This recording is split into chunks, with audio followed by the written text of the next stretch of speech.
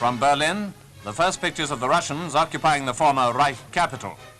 Taken at the beginning of May, they give a pretty good idea of the state of Berlin after all the bombing and shelling to which it had been subjected.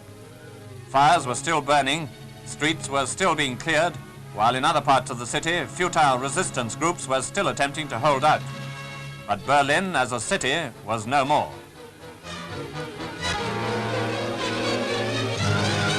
In the once proud and famous Unter den Linden, there was nothing but ruin.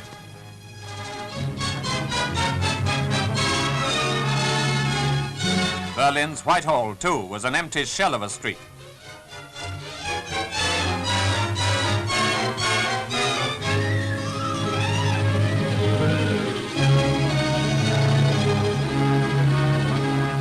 In the ruins of the Borsig Palace, the Russians found this large portrait of Hitler.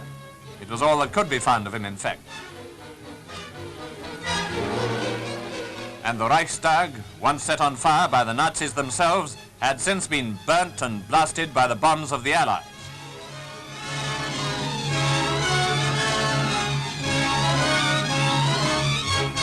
One of the most famous of all Berlin's landmarks, the Brandenburg Gate, still stood, but now this entrance to the mile-long avenue of Unter den Linden was guarded by a Red Army girl who stood there triumphantly directing Red Army traffic.